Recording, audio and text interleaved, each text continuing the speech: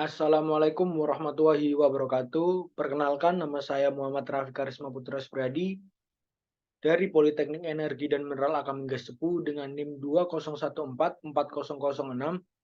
Di sini saya akan menjelaskan tentang sizing orifice plate yang dengan tag number 381FE 357 pada crude oil shipping pump di PT SIPL.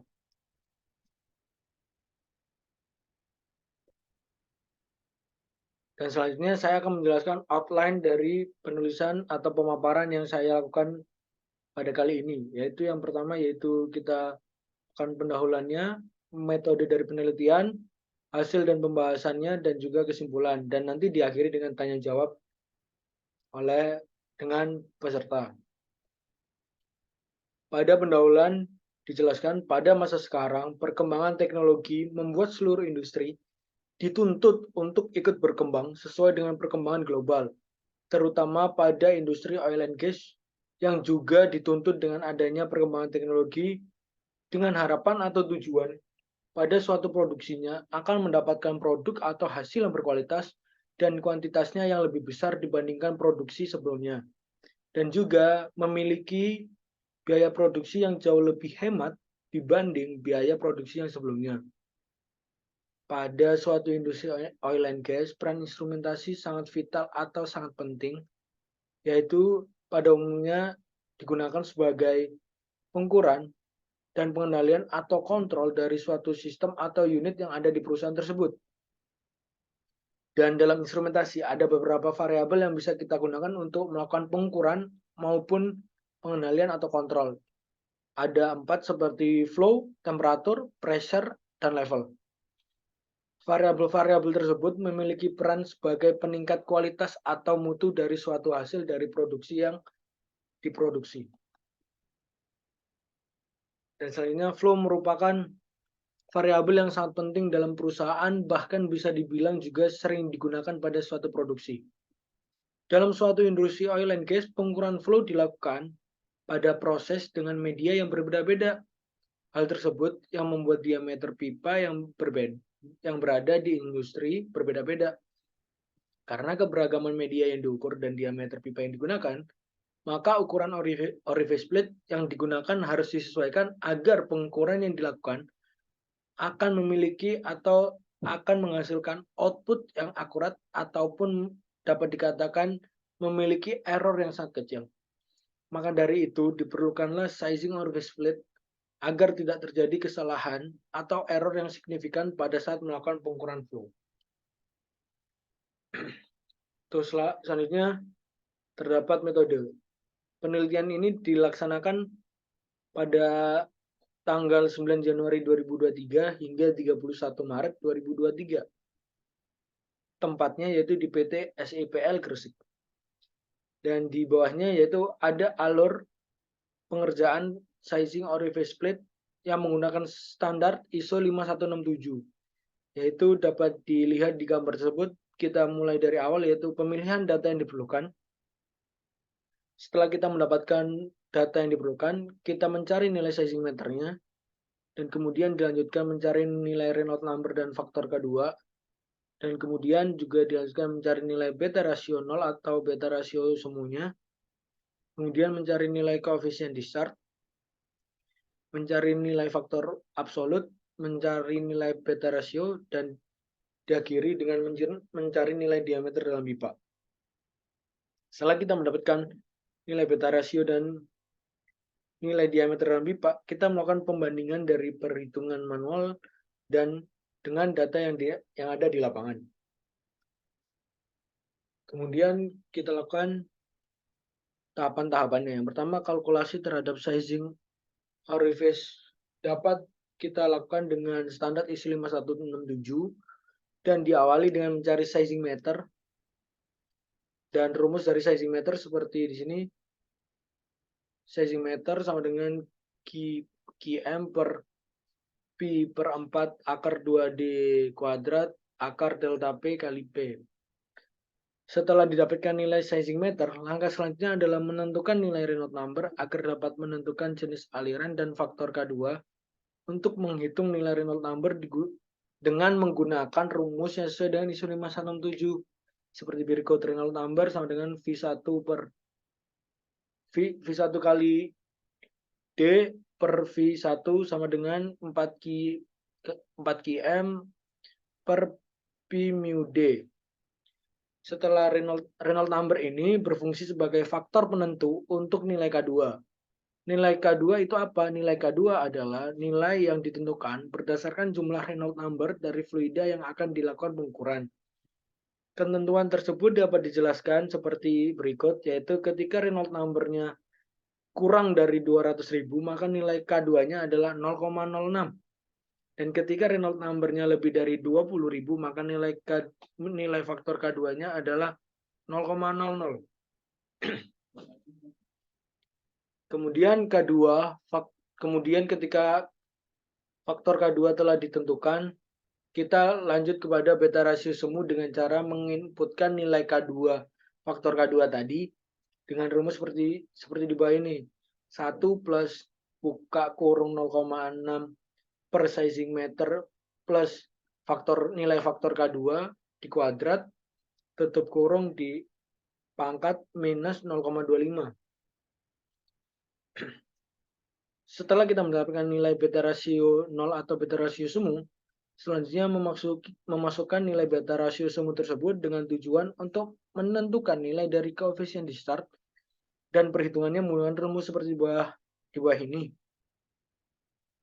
Koefisien di start sama dengan koefisien tadi hingga plus 91,71 beta rasio pangkat 2,5 per Reynolds number pangkat 0,75.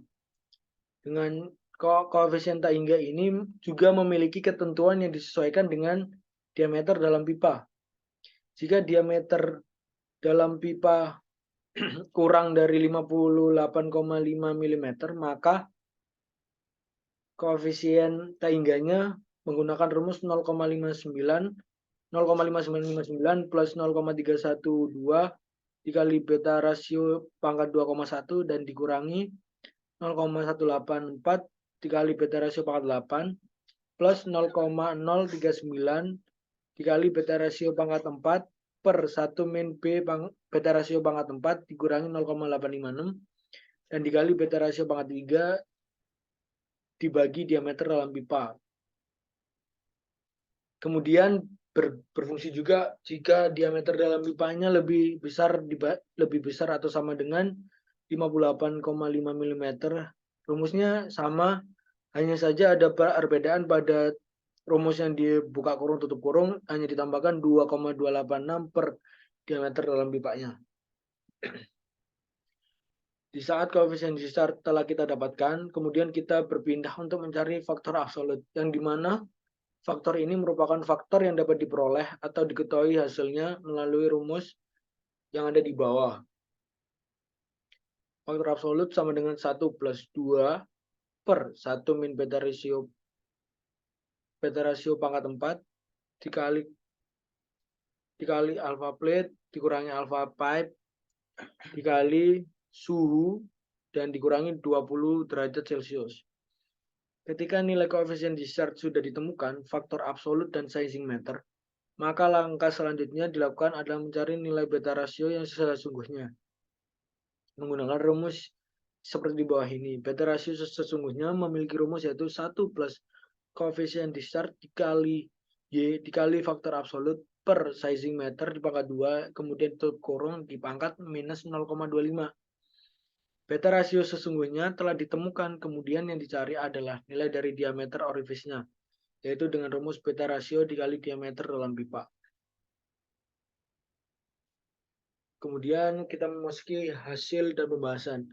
Di sini ada data-data yang diperlukan untuk melakukan sizing orifice plate yang memiliki standar ISO 5167. Yang pertama yaitu viskositas alirannya, density alirannya, maksimum delta B-nya, dan kemudian maksimum flow rate, dan diakhiri dengan diameter dalam pipanya.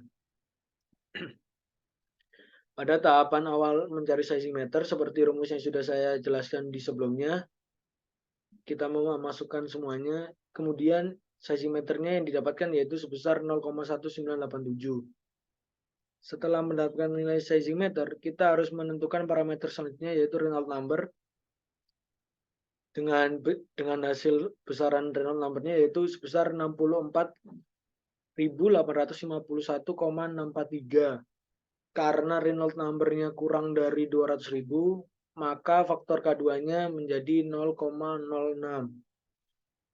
Bisa dilihat di rumus yang di bawah, faktor K2-nya 0,06, dan kemudian setelah dimasukkan semua rumus-rumusnya, hasil dari beta rasio tersebut yaitu sebesar 0,5573. Setelah mendapatkan parameter beta rasio tadi, selanjutnya kita memasukkan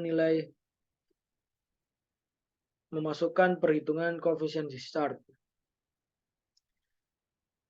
Karena diameter dalam pipa pada data ini sebesar 101,6 mm, maka rumus koefisien discharge-nya rumus untuk mencari nilai koefisien tak hingganya menggunakan rumus yang ada 2,286 per diameter dalam pipanya. Setelah mendapatkan nilai koefisien tak hingganya, maka kita harus mencari nilai koefisien discharge-nya dengan hasil 0,68892. Dan parameter selanjutnya yang harus dicari yaitu faktor absolut. Faktor absolut di sini kita sudah mendapatkan hasil yaitu sebesar 1,001739. Setelah kita mendapatkan nilai parameter dari koefisien discharge, sizing meter, faktor absolut, maka parameter selanjutnya yang harus kita cari adalah beta rasio sesungguhnya. Dan hasil dari perhitungan beta rasio sesungguhnya sebesar 0,5763. Kemudian setelah kita mendapatkan beta rasio sesungguhnya, parameter terakhir yang kita cari yaitu diameter orifice plate dengan rumus beta rasio dikali diameter dalam pipanya, sehingga diameter orifice-nya sebesar 58,55208 mm.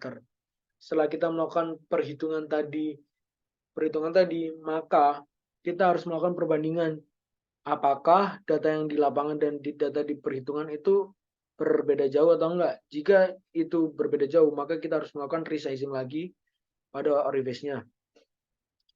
Yang kita dapatkan diameter orifice-nya pada data lapangan 58,6. Data perhitungan yang saya lakukan sebesar 58,5. Selisih datanya 0,07 sehingga masih dalam ambang batas dan masih dalam ambang toleransi. Kemudian yang kedua data yang dibandingkan yaitu beta rasio. Data lapangannya 0,573 dan data perhitungannya 0,5763. Selisih datanya 0,003 dan itu masih terbilang pada ambang batas atau ambang toleransinya. Kesimpulan yang dapat kita ambil dari penelitian sizing orifice plate pada PT SIPL ini dapat kita ambil yaitu sizing orifice plate yang sudah dilakukan mendapatkan hasil diameter orifice plate yang memiliki selisih tidak jauh atau masih bisa dapat dikatakan masih di ambang batas atau ambang normal. Begitu juga pada beta rasionya juga masih di ambang batas yaitu sebesar 0,0033. Mungkin sekian dari saya, kurang lebihnya mohon maaf. Wassalamualaikum warahmatullahi wabarakatuh.